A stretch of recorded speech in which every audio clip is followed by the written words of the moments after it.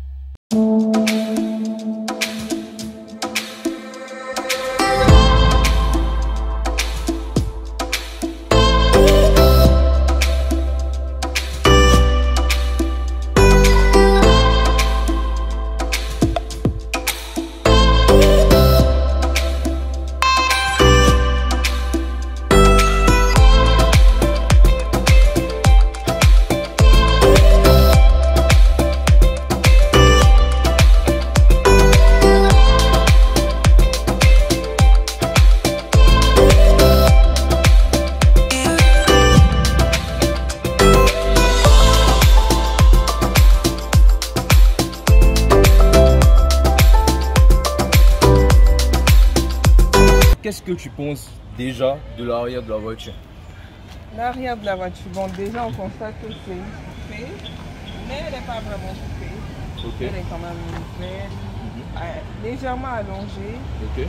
Et les lignes sont fines, ça nous rappelle un peu celle de la CLS, je pense. Ouais, elle a à peu près la même forme que la CLS, c'est une mini CLS on va dire. Qu'est-ce que tu penses des feux arrière? Les feux arrière sont bâtards. Ça, elle dit c'est bâtard, c'est que ça, il n'y a rien à dire. J'adore le regard. J'adore le regard. Ouais, ça c'est bâtard les gars. Donc, qu'est-ce que vous en pensez? Moi j'aime bien ça, cette petite grille noire ici comme ça. Le jeune, bon là on n'a pas vraiment de diffuseur là, on a une double sortie. Voilà. J'aime bien aussi les optiques arrière, comme elle a dit, vraiment c'est bâtard avec le béquet noir comme ça. Le béquet noir, donc bien, qui va avec le toit noir aussi, donc ça c'est vraiment pas mal. Très bon contact. Voilà. Le coffre assez profond, il n'est pas très large, il n'est pas très large mais il est profond. Voilà. Bon non, c'est pas, après c'est pas un utilitaire, c'est pas un véhicule qu'on va prendre pour faire des déménagements. Familial voilà, donc ça peut pas contenir assez de. Ouais, on a une galette là, on n'a pas une vraie roue de secours, on a une galette ici. Donc voilà un peu ce qu'on a pour le coffre du CLA. Qu'est-ce que tu penses de la queue? Déjà là, ça en jette. C'est canon. La calandre grillagée comme ça, machin. Oui, on aurait dit des petits diamants tout ici. C'est vraiment... Avec le gros SIG Mercedes, franchement c'est bien. On a une grosse lame noire en bas là, avec le rappel rouge ici, ainsi que là. J'avais pas remarqué ce petit détail. Franchement, avec la lame et tout, elle en jette. La lame noire en bas là, comme ça. Franchement, elle a une gueule vraiment de AMG. Elle a le kit carrosserie AMG. Donc, franchement, au niveau esthétique, moi, il n'y a rien à dire. J'adore les optiques aussi. Même si c'est ceux de 2015. Voilà, donc il y a les toutes nouvelles, je pense, qui ont des optiques un peu mieux que ça. Mais celle-là, déjà, on est vraiment au bout du jour. C'est vraiment top, top, top, quoi.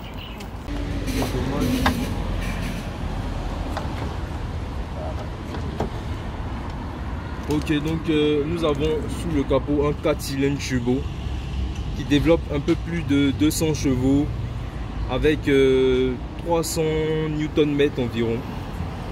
Donc je vais vous mettre toutes les informations légendes. Alors il y a un truc qui est dommage sous le capot, c'est qu'on n'a pas de virage. Alors on est obligé de mettre la petite tige comme ça là. Donc ça c'est moyen pour un véhicule de ce standing là, quand même c'est moyen. Et donc on a un 4 cylindres turbo assez puissant avec du couple. Donc elle répond bien, fait le taf. Alors sur le côté, les jantes noires. Les jantes noires comme parfait. Ça. Ouais, franchement. Légèrement mat. On doit avoir des jantes en mat, 17 pouces. Ouais. On a des jantes 18 pouces quand même. C'est pas du tout négligeable. Ce sont de grosses jantes quand même. Une petite berline. Ça comme change ça. Un peu des jantes grises et tout. Ouais, des jantes noires comme ça. Vraiment. Ça va bien avec la couleur gris fumé de la voiture. Ouais. Franchement, avec les rappels noirs comme ça. La lame est noire, les rétros sont noirs, les jantes sont noires. Donc le toit même est noir. Avec le béquet noir à l'arrière, donc franchement c'est bien. On va reculer un peu pour voir globalement le profil de la voiture. Ok. Donc globalement c'est pas mal du tout. Arrête-toi à côté, comme j'avais dit. Arrête-toi à côté, on va voir ce que ça dit. Ouais. Ok. Voilà. On a du chrome ici comme ça. Quoique moi le chrome là j'aurais déchromé ça, j'aurais mis ça tout en noir. Mais même là comme ça rend bien. Pour que ça passe vraiment. Mais ça apporte un petit côté fancy dessus. Bien, on va voir un peu le. Je pense que c'est les lignes argentées là même qui apportent la touche luxueuse. Le chrome là. Oui. Ouais, mais moi j'aurais mis full sport, pas de luxe, pas de machin, tu vois. Après, moi je suis extrême dans mon délire. Oui. Voilà, on a les bas de porte aussi, les bas de caisse comme ça, noirs aussi. Donc les jupes de la voiture sont magnifiques, franchement, dans l'ensemble. Hein. Et tu avais ces petits détails là sur les rétroviseurs? Ouais, le jaune clignotant incrusté. Bon, ça c'est un peu comme les CLS, un peu comme toutes les Mercedes de ces époques là. Ça reprend un peu le classique. J'aime bien l'absence, même à l'arrière, comme à l'avant d'ailleurs, de montant de portière. Là, ici, on a un noir, une sorte de gomme dure, pas mal. Ici, on a du cuir avec des surpiqûres. Je sais pas si c'est du beige ou du gris, mais franchement, ça rend bien. On a du chrome ici. Voilà, donc franchement, bien dans l'ensemble. On a l'absence d'accoudoir central aussi à l'arrière, donc c'est un peu dommage. Mais bon, c'est pas une berline de luxe. Ici, on a l'absence de bouche d'aération, donc de clim à l'arrière. Pour un véhicule de ce standing là, franchement, c'est choquant. Mais en même temps, je trouve que c'est un véhicule de 2015. Donc, c'est une Mercedes, il y a des Mercedes de 2002 qui ont des bouches d'aération à l'arrière. Donc l'année n'a absolument rien à voir avec ça. C'est pas que je suis sûr de ça.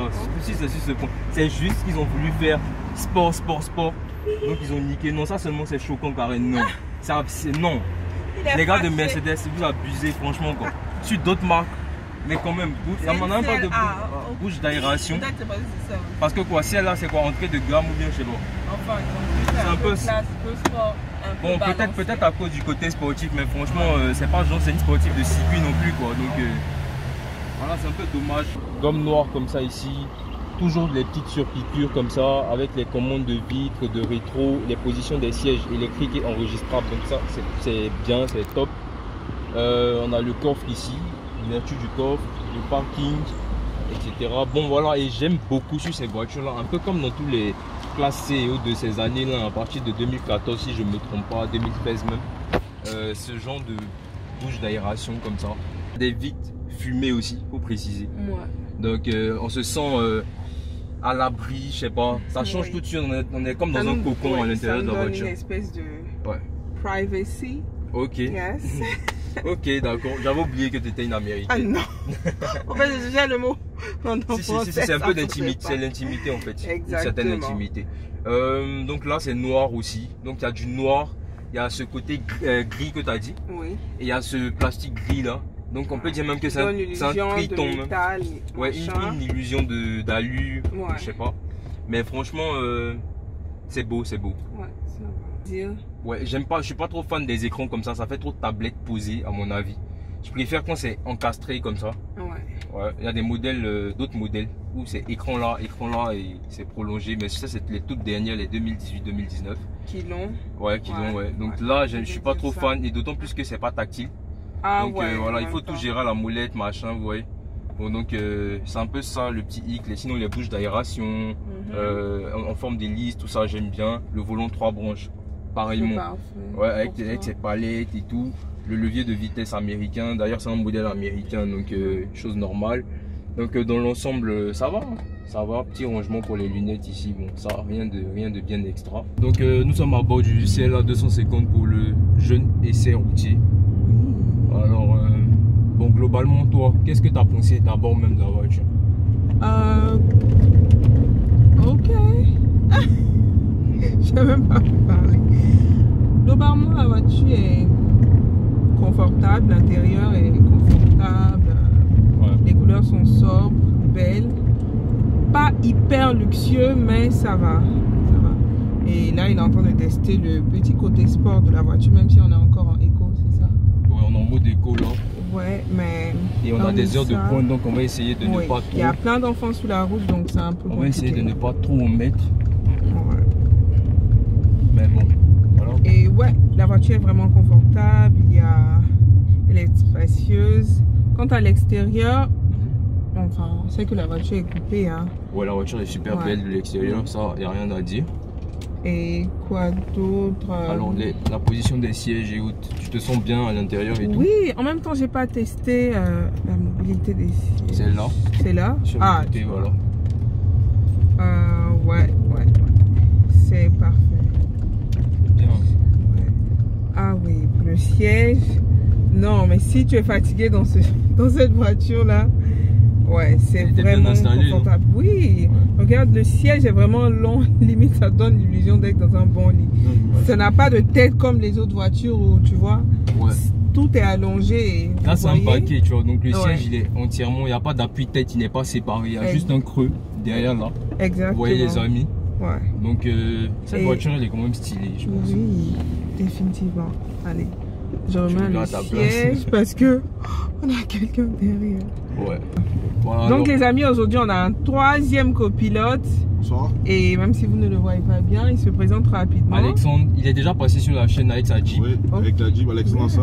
Voilà, donc consultant en marketing digital, passionné de voitures. Donc voilà, il a tout, il a fait sortir la carte de visite en même temps, les gars. Donc vous savez, consultant en marketing et tout, si vous avez besoin. Il n'y a pas de souci. Je l'ai aussi remarqué.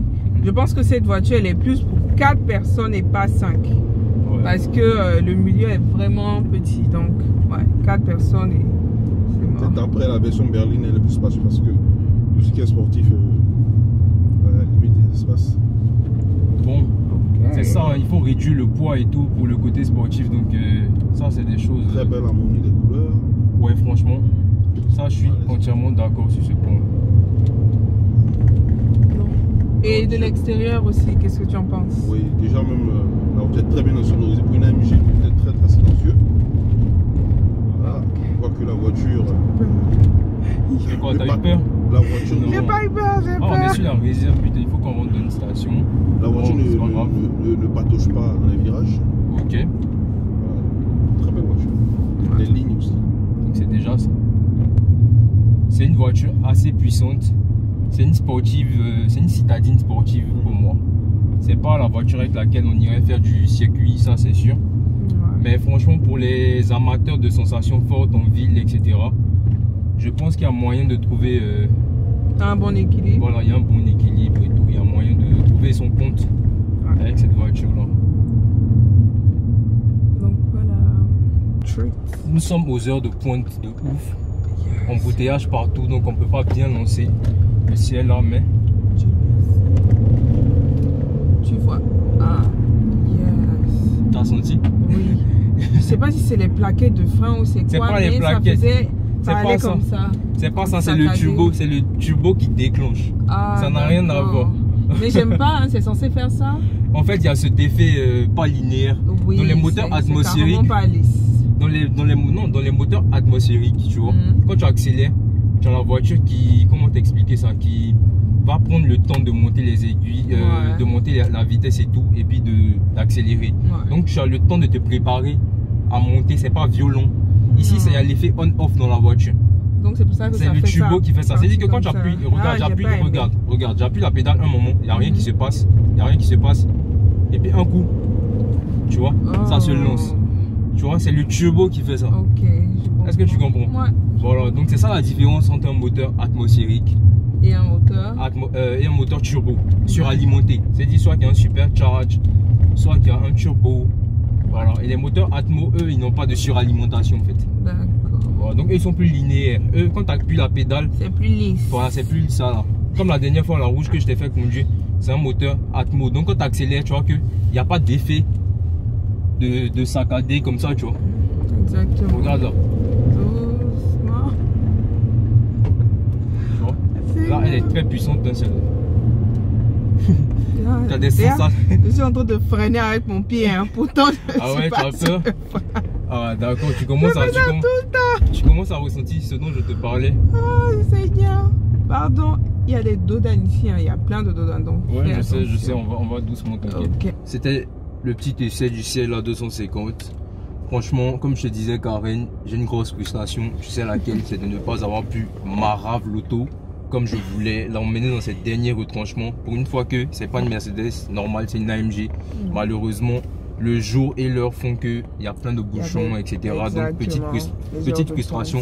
Mais ce n'est que partie remise. Donc ça revient, il n'y a pas de souci. Donc voilà dans l'ensemble un peu. Donc aspect extérieur. Elle a de belles lignes. Ouais, j'adore les courbes de la voiture. Phares, tout. Voilà, franchement. Et devant les petits effets, enfin moi je trouve que ça fait comme s'il y a des petits diamants devant la grille là. Elle est super magnifique et ça fait que la voiture en jette vraiment. Ça là même c'est la AMG pour moi, c'est la AMG féminine. Je dirais bien, elle tirait bien franchement. Oui. C'est la AMG féminine selon moi. Donc il y a des trucs beaucoup plus violents, mais celle-là déjà une meuf très dynamique. Ou bien même quelqu'un voilà, qui aime la puissance mais qui veut pas aller dans l'excès, franchement c'est top. Voilà, donc on va lui donner une note. Moi je lui aurais donné un 8,5 si elle avait des bouches d'aération à l'arrière, de clim et tout. Mais le fait qu'il n'y ait pas ça sur une Mercedes de ce standing là, franchement moi ça me gêne. Donc je suis obligé d'en parler. Et toi? Moi je lui donnerais bien un 7,5 parce que tu as parlé du moteur tout à l'heure qui est un moteur atmosphérique. Le moteur turbo, ça c'est un moteur turbo. Turbo, du moins. Qui n'est pas atmosphérique. Qui n'est pas atmosphérique et du coup, quand on veut démarrer à fond, c'est vraiment pas lissé, en saccadé. En fait, c'est pas linéaire. L'effet turbo fait qu'il y a des à-coups et elle n'aime pas les à-coups dus au turbo parce qu'elle a un puissant turbo qui plaque vraiment dans le siège. Donc c'est un truc qu'elle n'aime pas. Bon, c'est un passionné de sportivité dirait le contraire, c'est sûr. Mais bon, pour une dame, je peux comprendre que elle ait envie de douceur, tu vois, de tout ce qui est lisse, tout ce qui est linéaire. Donc voilà. Alors je vous mets le lien ici pour que vous puissiez vous abonner. N'oubliez pas de liker, de partager sur toute votre plateforme et je vous dis merci d'avoir regardé la vidéo. Merci à toi Karen. Je vous dis ciao les amis et allez, prochaine vidéo. Bye bye.